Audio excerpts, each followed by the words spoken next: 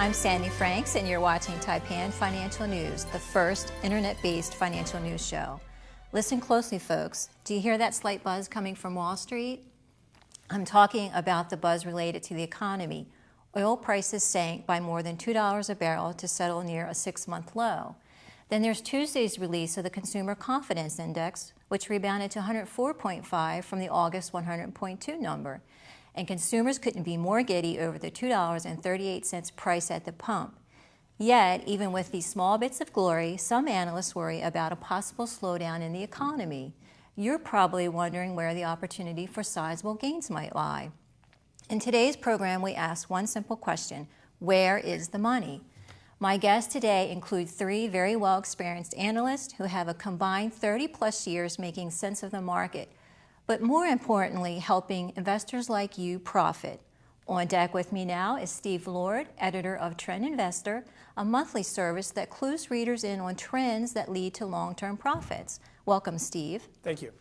Now, Steve, before we get to the specific trend you've been researching, could you tell us a little bit about Trend Investor? Sure. I mean, what the basic premise of the service is that most investment performance over time is driven by strategic trends. These are the things that are developing, over a long period of time, that have a lot of various offshoots in different sectors and different stocks. It's basically the premise of a rising tide lifts all boats. Now, are there any specific numbers that you're looking at? What kind of research are you doing to find these trends? A lot of it is based on how we approach things in the world. I mean, I may read an article, I may see something that gets my mind thinking about, well, that makes a lot of sense, or I see things building to a certain crescendo. There's a lot of various input factors that we use to see how pervasive a trend would be.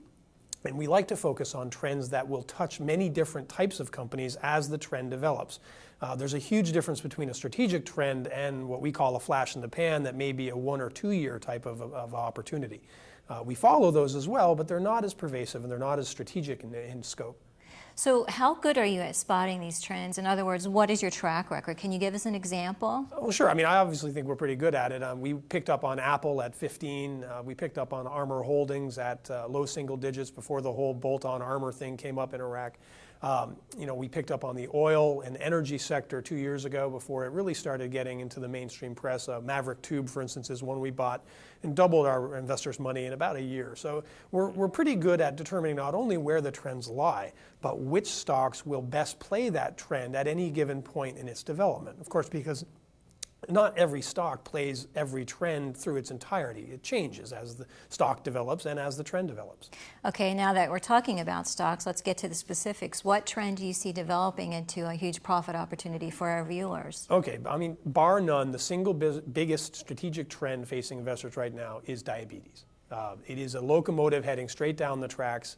It is here. People are starting to talk about it more on the public policy and health side, but from an investment point of view, it is going to be the dominant investment trend, certainly from a healthcare perspective, but probably also from a global perspective, facing investors easily for the next 15 to 20 years. Okay, let me read this quote I found from the New York Times. It says, "The diabetes epidemic will overwhelm healthcare resources everywhere if governments do not wake up and take action."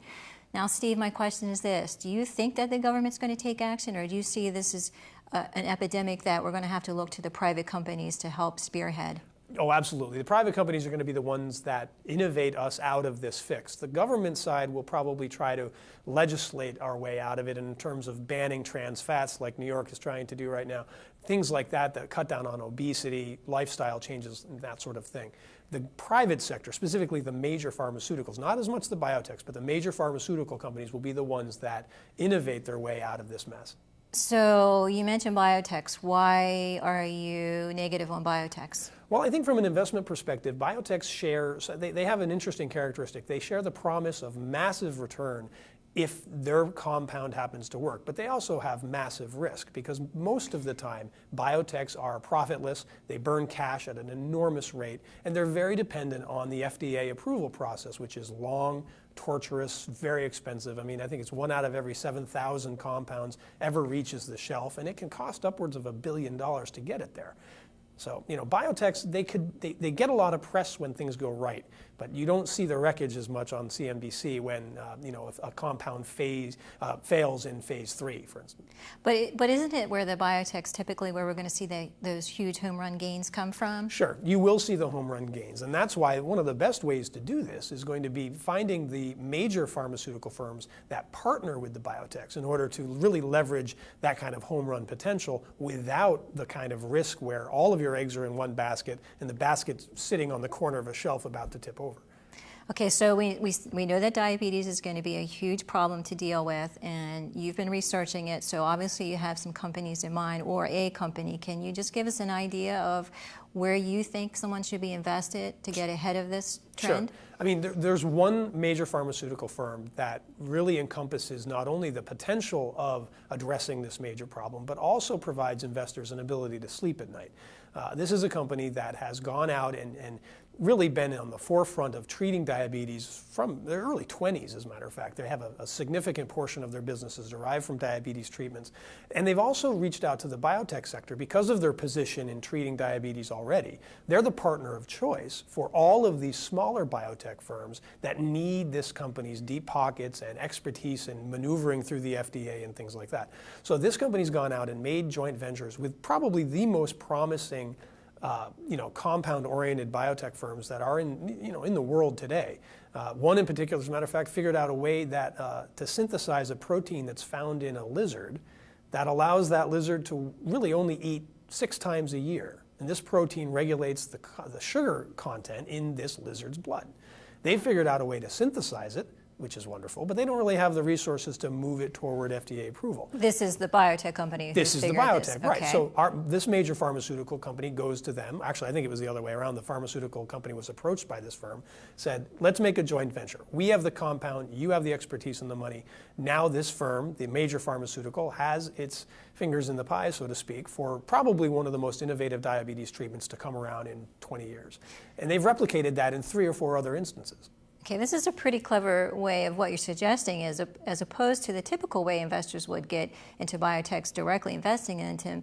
You're suggesting going to the big pharma who is then partnering up. Okay, this is a very clever way. It's safer. It's just simply safer. From the investment perspective, if you have a failure in phase 3, if the compound doesn't work out, it doesn't crush the stock. I mean, this major pharmaceutical company has a broad array of other compounds, yet its diabetes franchise makes up about 30% of its sales. So if it does have one that wins, it will have a measurable effect on the bottom line of this company. Makes perfect sense. So what kind of gain do you think viewers might get from the company you're recommending? It depends on the timeline you're talking about. I mean, this is the kind of firm that you buy, you put in an IRA, you put in your kids' accounts, and you sit on. Over a 10 or 20-year horizon, it could be a 10-bagger. Over the next 2 or 3 years, as diabetes really starts to catch on, or not catch on, but as it becomes more visible and more prevalent in the media, I think it's a double from where it is. That would be great. I mean, I think that would be perfect for investors right now in today's market to be able to expect to get a double. Yeah, and with lower risk. And that's the key, the low risk here that we're talking about. It makes perfect sense. The analogy is if you swing for the fences, you strike out a lot. Once in a while, you connect and you get a home run and everybody claps. But most of the time, you miss. If you swing for a single, you're going to get more of those more consistently. And this is the same analogy. Absolutely. Now, you've been researching this for quite a while, and I think I read in some of your stuff on Trend Investor, you have a report available for viewers on this. Is that right? That's right. I've been following this trend now for about 3 years since my father-in-law was diagnosed with diabetes, and I started researching and finding out what the condition really means for the people that have it. That sort of period of research culminated in a special report that's available on the Trend Investor website, which is trendinvestor.net. And of course, you can subscribe to Trend Investor itself there as well. That's great. Well, thank you, Steve. We really appreciate it. My pleasure. Thank you.